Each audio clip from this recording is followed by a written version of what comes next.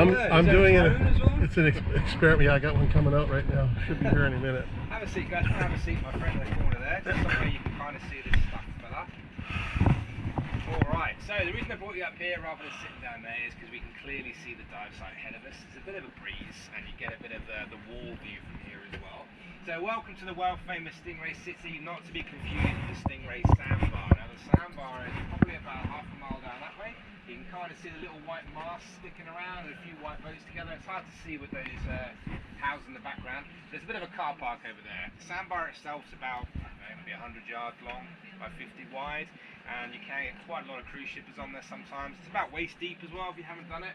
And normally you just kind of wade around and have a stroke of the stingrays, things like that.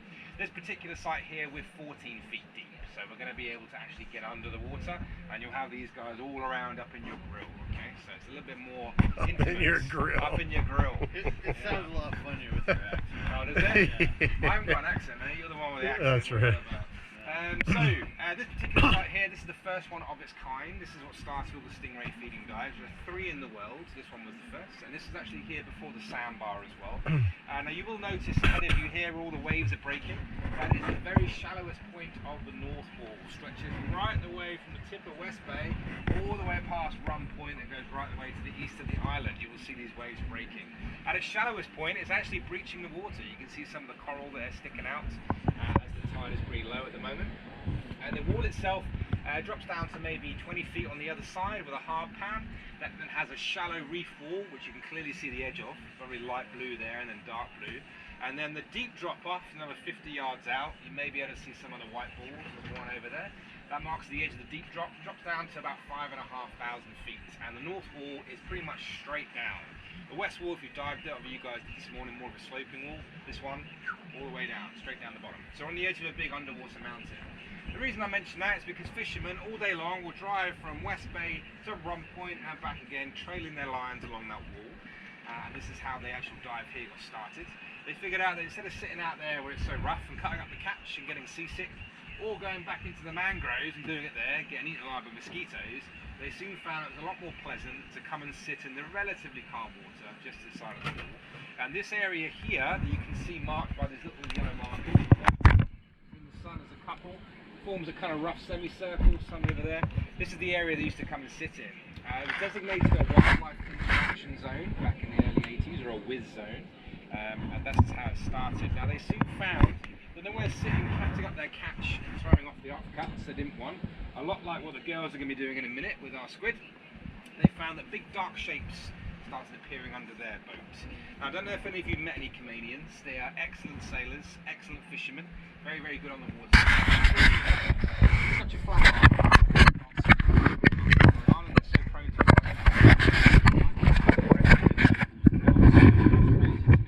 so the fishermen didn't fancy jumping in and seeing what the big dark shapes were. Instead, they went back to the pub and do what all fishermen do. They tell big fish stories, tiger sharks and whale sharks and hammerheads under their boat. And with each telling, the sharks were getting bigger and bigger. And back in the early 80s, a couple of dive masters on the island overheard this and bribed them with a bottle of vino to bring them out to show them these big tiger sharks. They brought them right here, and when the divers jumped in, they came face to face, not with a tiger shark, but with this guy. This is Sammy, the southern stingray, okay? Now he is a member of the shark family, so very, very similar colouring to his skin, a very similar texture. The top of his body is quite rough, like sandpaper. The bottom, very, very soft, like a portobello mushroom is what they say, very, very soft. Now the grain on the top goes from head to tail, so when you're petting them, try to go in that direction. Don't go the other way, because it'll be uncomfortable for both of you. Some of the females and males also have a rigid line of spines that are going in a V down their back. The spines are also pointing towards their tail, so head to tail is the way to go. And you will also notice that God has been very cruel to the stingray. His eyes are on the top of his body and his mouth are in the bottom, which means he can't see what's going in his mouth. I want you to remember that little fact for later on when we talk about feeding them, alright? What they normally do is sift through all the sand, suck everything up and spit out what they don't like. And they also have this thing, the stinger. Now the southern stingray is the bumblebee of the ocean, is what we like to call it. They only get one stinger their entire life, and it's about a third of the length of their tail, surprisingly small.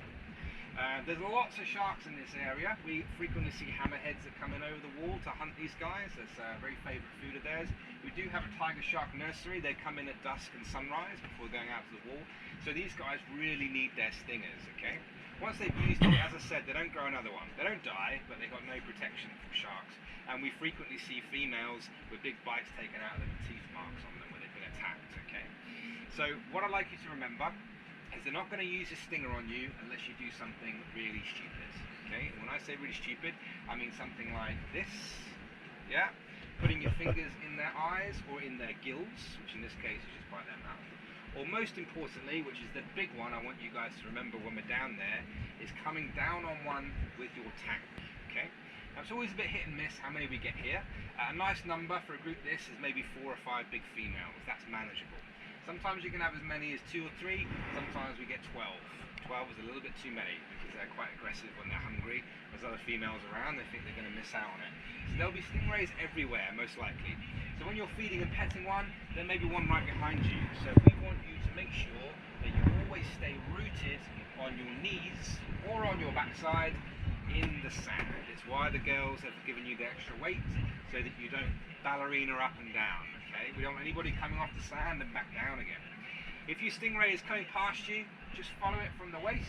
Once it's behind you, let it go. It will come back, right? Resist the urge to start doing this, because that is when we come down, splat, and get stung. We had a friend of mine visiting a couple of months ago. She came and did this dive. I don't know what she was thinking about when I was saying this bit, but she completely forgot about it. Spent the whole time ballerinaing, ignoring me telling her to get down.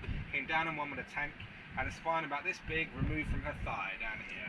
She was on painkillers and meds the whole week, and it ruined her holiday, and she was in a lot of pain. So I don't want to happen to you guys, okay? So if I, sorry? Still friends? We're still friends, yeah, still friends. She's not friends with Stingray anymore, but yeah, still friends. I told you so for life. Yeah, there you go. So they're barbed and they Got fall wicked out, stuff. just like a bumblebee. That's what you're saying. Yeah, you can get them out quite easily. But no, but they're barbed. They not come out. poisonous. They come out once they sting someone, and that's it. Yes. Oh. That's it. Yeah, they don't grow another one. So I didn't know they grow that. out of their body. So if I'm tapping at you and telling you to get down and doing this symbol, stay on your knees, all right? Don't get too frustrated with me. I'm just trying to save you a trip to the hospital, okay? So just remember, stay on your knees or your backside. If you have a major problem or a bit of a freak out or whatever it is, and you feel like you can't stay down, I would rather you go all the way to the surface, which again, the dizzy heights of 14 feet, okay? Take a moment to compose yourself and come down in a controlled manner. That's fine. I'd rather you do that than be up and down rolling around in the sand, okay?